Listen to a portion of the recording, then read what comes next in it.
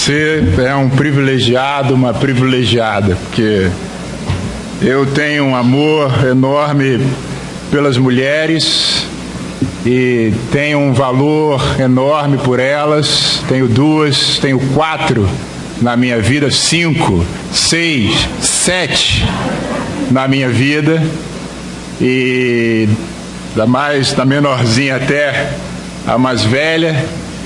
E eu fico tão emocionado de ver as meninas aqui cantando a Deus, ver essas amigas, essas mulheres aqui falando do que Deus tem feito na vida delas. E então eu fico bem emocionado, agradecido por esses testemunhos. Ver aqui 2 jovens também, o Fábio, o Vinícius, falando do coração deles, as convicções que eles têm, o que a cruz representa na vida deles, a vida em Marte. E há um cristão lá, olha aí, ó. Então, também soube de ontem aqui a exposição dos quadros do Tiago e do Luciano, os pintores que usam a boca para pintar por serem tetraplégicos. A exposição foi um sucesso ontem o dia inteiro, continua agora na parte da tarde. Convido você a ir lá. Então, de fato, tem sido um fim de semana que Deus tem falado ao nosso coração. E eu vou, por 15 minutos, vou tentar fazer um resumo aqui, porque eu acredito que Deus deseja ser conhecido por nós. E creio também que se eu conheço a Deus, é impossível não amá-lo. É impossível não amá-lo. E por meio desse amor a Deus, eu conduzir a minha vida e eu reagir à vida e às coisas que a vida me coloca, com a certeza, com a confiança de que Deus está ao meu lado.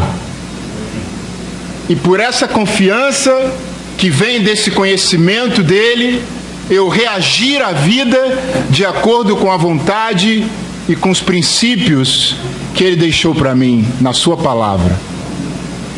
Eu estou nessa busca e eu espero que as lições e tudo que temos falado aqui esteja encorajando você também a ir nessa direção de conhecer a Deus, não intelectualmente, não nos livros, não no rito, não na religião, mas conhecer a Deus intimamente.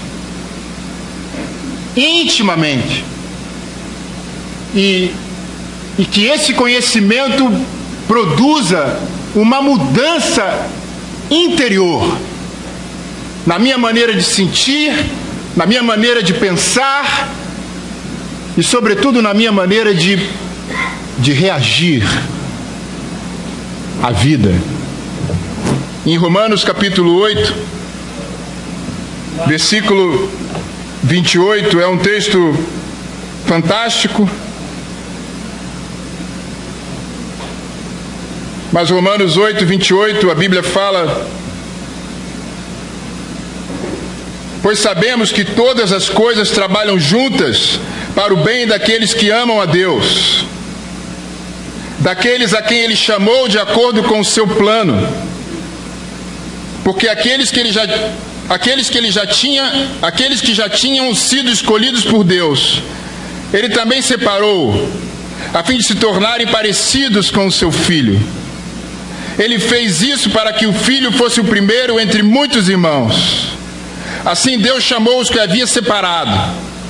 Não somente os chamou, mas também os aceitou. E não somente os aceitou, mas também repartiu a sua glória com eles. Diante de tudo isso, o que mais podemos dizer? Se Deus está do nosso lado, quem poderá nos vencer? Ninguém. Porque Ele nem mesmo deixou de entregar o próprio Filho, mas o ofereceu por todos nós. Se Ele nos deu o seu Filho, será que não nos dará também todas as coisas? Quem acusará aqueles que Deus escolheu? Ninguém. Porque o próprio Deus declara que eles não são culpados. Será que alguém poderá condená-los? Ninguém! Pois foi Cristo Jesus quem morreu, ou melhor, quem foi ressuscitado está à direita de Deus. E Ele pede a Deus em favor de nós. Então, quem pode nos separar do amor de Cristo? Serão os sofrimentos, as dificuldades, a perseguição, a fome, a pobreza, o perigo ou a morte? Versículo 38, pois eu tenho a certeza de que nada pode nos separar do amor de Deus. Nem a morte, nem a vida, nem os anjos, nem outras autoridades ou poderes celestiais, nem o presente, nem o futuro, nem o mundo lá de cima, nem o mundo lá de baixo. Em todo o universo não há nada que possa nos separar do amor de Deus, que é nosso por meio de Cristo Jesus, o nosso Senhor. Amém. O amor imutável de Deus. Amém. Deus não muda. O que lemos aqui e o que ouvimos aqui há pouco, que fala que todas as coisas trabalham juntas para o bem daqueles que amam a Deus. Eu acredito que toda essa narrativa, toda essa história que foi contada aqui, Deus, na sua sabedoria, como lemos semana passada, estava agindo, estava trabalhando, porque Ele nos ama. E o amor dele é imutável. Deus não muda. Sua vida não muda. Seu caráter não muda. Sua verdade não muda. Seus propósitos não mudam. Seus caminhos não mudam. Seu Filho não muda. Nós mudamos. Quer ver como nós mudamos? Gustavo, por gentileza, eu descobri esse aplicativo aí. Olha como a gente muda. Olha aí. Eu vim aqui e Viviane aqui, minha esposa. Deus permitir, daqui a 30 anos, fizemos essa brincadeira lá em casa, sexta-feira, com os universitários, foi muito engraçado. Mas eu não quis colocar a foto deles aqui para não... Nós mudamos. Deus não muda. Às vezes, a gente precisa voltar atrás em algumas coisas que a gente fala. Às vezes nossos pontos de vista, eles mudam. Às vezes a gente tem que engolir algumas palavras. Talvez você esteja vivendo esse momento. Talvez algumas coisas que você falou para alguém, você está concluindo que elas não estão muito acertadas. Talvez seja o momento de refazer isso, essas afirmações para esse alguém. Talvez algum ponto de vista que você tinha no passado, que as circunstâncias da vida fizeram você repensar aquilo e você tem que reafirmar algumas posições que você tem. Eu tive que fazer isso há pouco tempo. Eu estava assertivo de que meus filhos não iriam no acampamento. Liguei para o Samuel, falei para ele: Samuel, o que você acha de mudar esse local, cara? As barragens estão caindo. Ele não me deu muita trela, não. Na verdade, eu tenho até irritado ele no dia. E eu estava decidido que meus filhos não iriam. por causa das barragens. E eu vi o quanto aquilo estava fazendo mal para minha filha. Aquela decisão. E estava incomodando a minha esposa. Aquela decisão. Os três, para eles tudo certo. E aí teve uma tarde que Viviane me escreveu e falou: olha, eu acho que você está sendo orgulhoso. Acho que a gente precisa repensar.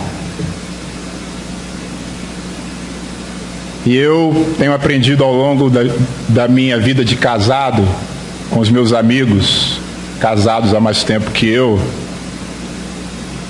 que é bom ouvir a mulher. Eu repensei a minha afirmação, sentei com a minha filha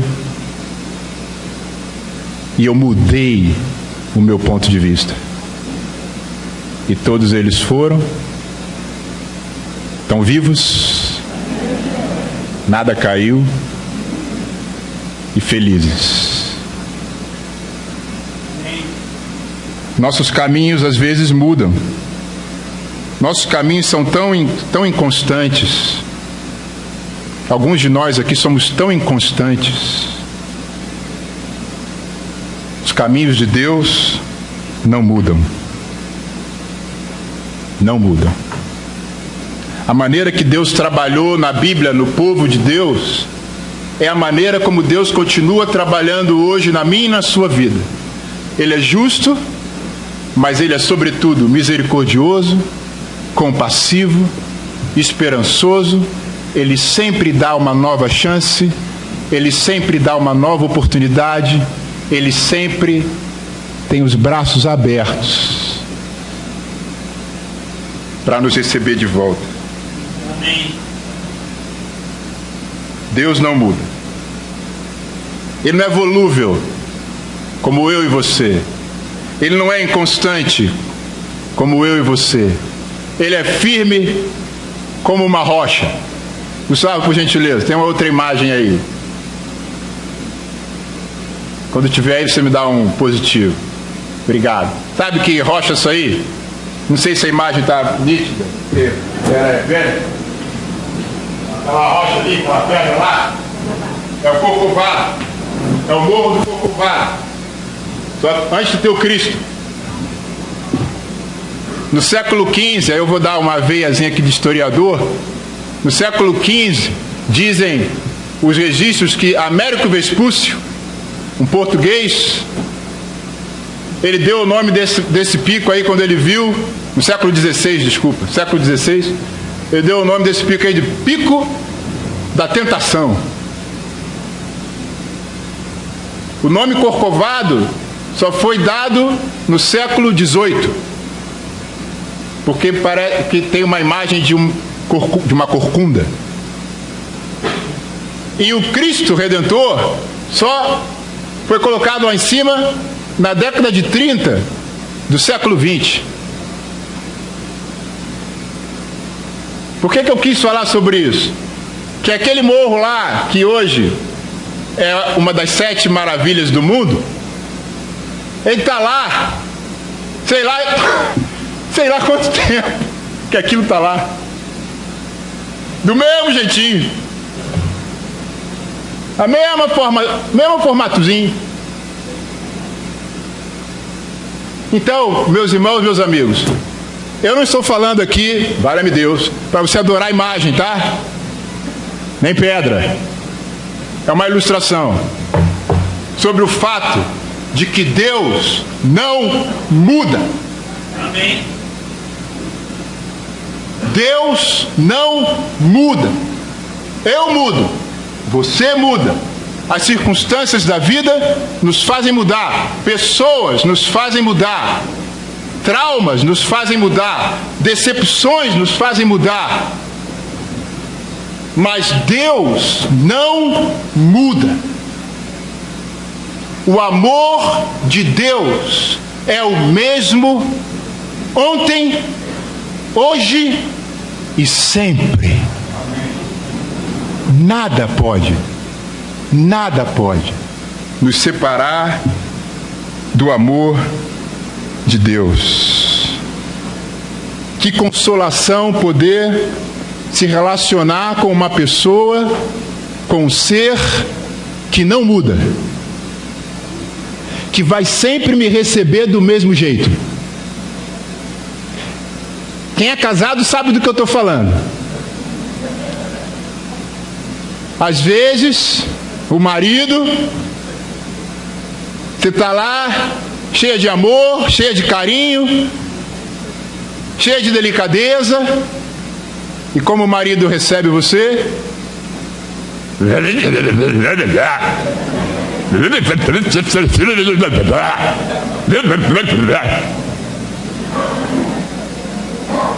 Ou o contrário, às vezes eu estou lá, cheio de amor, cheio de carinho, e ela está de TPM.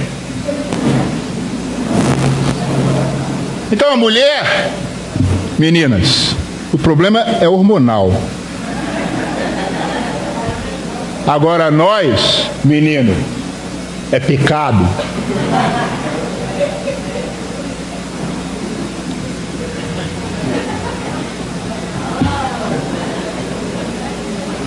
Eu amo vocês, irmãs.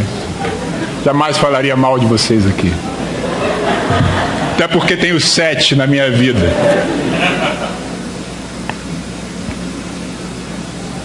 Mas como é difícil conviver com uma pessoa que você não sabe como a pessoa vai reagir a você amanhã. Um dia a pessoa está de um jeito, do outro dia ela está de outro. Você não sabe se você falar de um jeito, como ela vai responder, se você falar de outro, como ela vai responder. Às vezes é assim com o chefe, né? Eu estou com uma situação lá na repartição que eu posso tirar uma licença capacitação, mas eu tenho que falar com o chefe. E eu não conheço o chefe, um dia ele está de um jeito, outro dia ele está de outro. E eu posso falar, porque ele precisa consentir com a minha licença. Aí eu posso falar num dia que ele não está bem. Eu dei uma, como é que se fala? Joguei uma isca semana passada no almoço. Almoçamos juntos, joguei uma isquinha assim, para ver se ele ia pegar. Aí, podemos falar sobre isso melhor em outra ocasião. Então, às vezes na igreja, você tem uma pessoa, um dia está de um jeito, um dia está de outro. Difícil se relacionar com uma pessoa assim. Deus não. Deus não muda. Ele é igual. Todo dia. Todo dia. Ele te recebe e me recebe de todo jeito, do mesmo jeito. Sabe, eu fiquei me perguntando, indo para a conclusão, porque cada situação, segundo Romanos 8, cada situação que acontece comigo expressa o amor de Deus por mim. Mesmo quando eu não consigo entender o porquê das coisas, eu preciso acreditar que existe amor de Deus ali, naquela circunstância, naquela situação, naquele momento, em todas as coisas. E aí eu fiquei pensando, crendo nisso aqui, eu fiquei me questionando que eu tenho em mim que faz com que Deus me ame tanto, a ponto de não mudar o amor dele pela minha vida e afirmar que nada pode me separar do amor dele. E nesse processo de tentar me convencer disso, eu pensei também, como que eu vou comunicar isso para a igreja domingo?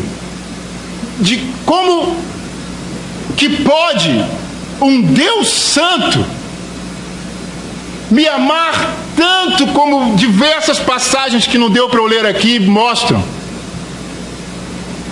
mas que Romanos 8 ilustra muito bem. Aí eu pensei numa terceira imagem, porque eu pensei nessa galerinha aqui também. Essa é a imagem aí. Por gentileza,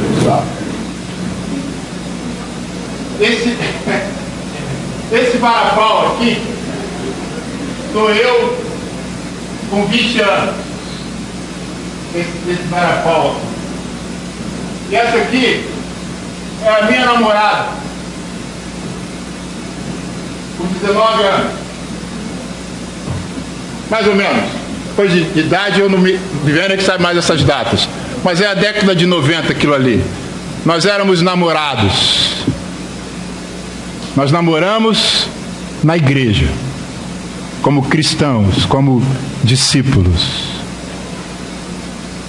E que época especial da minha vida e da vida dela.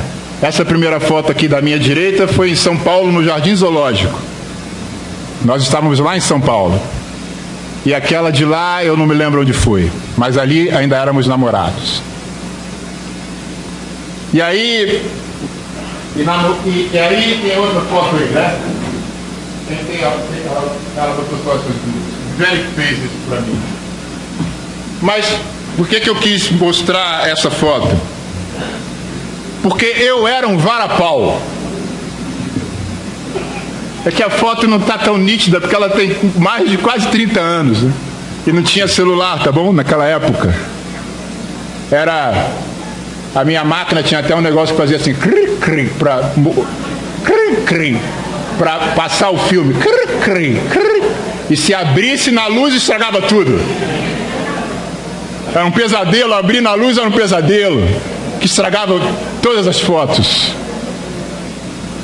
A nossa máquina, a mamãe comprou lá em Le Paraguai. Veio de Le Paraguai. Mas porque eu era um varapau. 1,90 m, um braço desse. E a minha namorada e a minha mulher hoje era linda. Ela era linda. E tinha na época outros pretendentes. Tinham mais uns 3 ou 4 pretendentes. E eu sabia quem eram os pretendentes. Um era rico. Os pais eram ricos. O outro era lindo. Era o príncipe. Todas as peças ele era o príncipe. Eu falei, meu Deus, estou perdido nessa... Estou perdido. Mas a minha princesa, deixa eu olhar para ela de novo.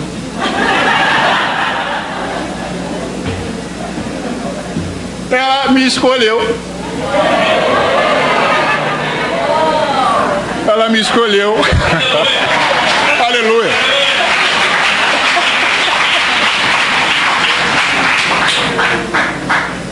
Então eu escolhi essa imagem aí para mostrar que não há nada em mim e em você